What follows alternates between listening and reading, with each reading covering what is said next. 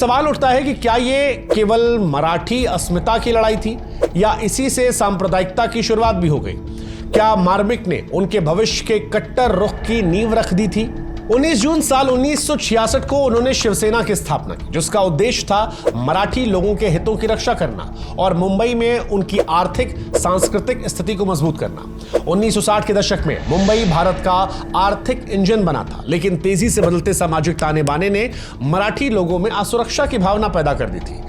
दक्षिण भारतीय और गुजराती व्यापारियों का बढ़ता प्रभाव, नौकरियों में मराठी लोगों की घटती हिस्सेदारी, इन तमाम चीजों के साथ अंडरवर्ल्ड में हाजी मस्तान जैसे मुस्लिम डॉन की मौजूदगी ने सामाजिक तनाव को बढ़ा दिया था। शिवसेना ने अपने शुरुआती दिनों में दक्षिण भारतीयों और गुजरातियों के खिलाफ आक्रामक आंदोलन भी शुरू किए थे। उडप्पी रेस्टोरेंट और गुजराती दुकानों पर हमले भी हुए थे।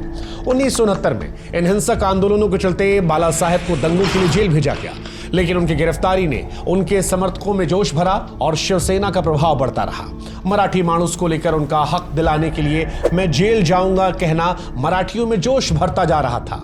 इस आंदोलन ने बाला साहेब की छवि को लार्जर देन लाइफ बना दिया था। उस समय मुंबई में हाजी मस्तान, करीम लाला और दाऊद इब्राहिम जैसे अंडरवर्ल्ड डॉन का दबदबा था, लेकिन लोग अपनी समस्याओं के लिए पुलिस और सरकार के पास नहीं बल्कि बाला साहेब के पास जाने लगे थे। एक व्यापारी ने कहा था, बाला साहेब के एक फोन से मस्तान की धमकी बंद हो गई। क्या यह उनकी लोकप्रियता थी, उनकी रणनीति का हिस्सा थी? क्या यही वो दौर था जब उनकी छवि में मुस्लिम विरोधी रंग चढ़ना शुरू हुआ था? शिवसेना की शुरुआत में मुस्लिम समुदाय मुख्य निशाना नहीं था, लेकिन मराठी अस्मिता की लड़ाई बाद में हिंदुत्व और सांप्रदायिकता की ओर बढ़ रही थी। अब सवाल है कि मुसलमानों के प्रति नफरत कब शुरू हुई?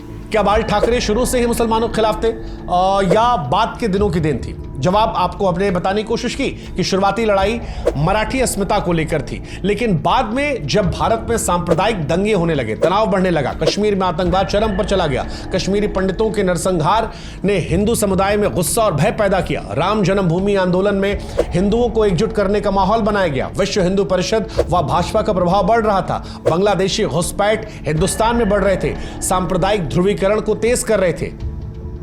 तब बाला साहेब मराठी मानुष से हिंदू हृदय सम्राट की तरह बदलते हैं। बाला साहेब ने इस बदलते परिदृश्य को भांप लिया था और शिवसेना को हिंदुत्व के बड़े मंच से जोड़ दिया था। उनके भाषणों में अब हिंदू धर्म की रक्षा, कश्मीरी पंडितों की दुर्दशा, मुसलमानों का कथित देश विरोधी गतिविधियों का जिक्र होने लगा था और यह खुलकर उन्होंने कहना शुरू किया कि बांग्लादेशी मुसलमानों को भारत से निकाल देना चाहिए, अगर उन्हें पाकिस्तान जाना है तो चले जाएं। 1993 में जब अमरनाथ यात्रा पर आतंकवादियों ने धमकी दी, तब बाला साहेब थे जिन्होंने कहा था कि अगर एक भी हिंदू यात्री पर हमला हुआ तो एक भी मुसलमान हज पर नहीं जा पाएगा। इस बयान के बाद यात्रा सुरक्षित रही और उनकी छवि एक हिंदू नेता की बन गई। 1992-93 का दौर बाला साहब के लिए विवादास्पद रहा। 6 दिसंबर 1992 को अयोध्या में बाबरी मस्जिद ढहाई गई। बाला साहब ने इसका खुलकर समर्थन किया और सामना अखबार में लिखा, हाँ, मेरे शिव सैनिकों ने बाबरी गिराई और मुझे इस बात पर गर्व है। इस बयान ने उन्हें हिंदू समुदाय में नायक बना दिया, लेकिन मुस्लिम समुदाय में गुस्सा भड़क गया था। जमीयत उलेमा हिंद जैसे मुस्लिम संगठनों ने उनके खिलाफ जबरदस्त प्रदर्शन किया, लेकिन शिवसेना की ताकत के सामने वो कमजोर रहे। इसके बाद 1993 में मुंबई में सिलसिलेवार बम धमाकों ने माहौल को खराब कर दिया था। 12 मार्च 1993 को हुए इन धमाकों में 257 लोग मारे गए थे। इसके पीछे अंडरवर्ल्ड डॉन दाऊद इब्राहिम का हाथ माना गया।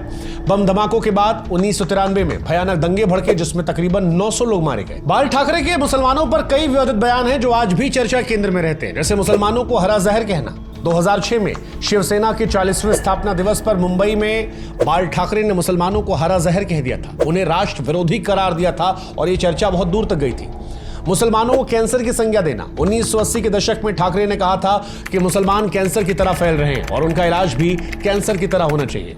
मुस्लिम आतंकवाद के खिलाफ हिंदुओं को हथियार उठाने का आह्वान भी बाल ठाकरे ने किया था। 2008 में ठाकरे ने कहा था कि देश में मुस्लिम आतंकवाद तेजी से बढ़ रहा है और इससे निपटने के लिए हिंदुओं को भी हथियार उठाने पड़ेंगे। बाबरी मस्जिद की जिम्मेदारी लेना। 1992 में बाबरी मस्जिद विध्वंस के बाद बाल ठाकरे ने कहा था कि शिव सैनिकों ने जो किया वो सही किया। हालांकि कुछ मौके आए जहां पर बाल ठाकरे ने मुसलमानों को अपना हिस्सा माना, लेकिन बाद में नजरिया बदला। जैसे 1998 में बाल ठाकरे ने कहा था कि हमें मुसलमानों को भी अपना हिस्सा मानना चाहिए, उनके साथ सही व्यवहार करना चाहिए, लेकिन 2008 में मुस्लिम आतंकवाद के खिलाफ हिंदुओं को हथियार उठाने के लिए उकसाया।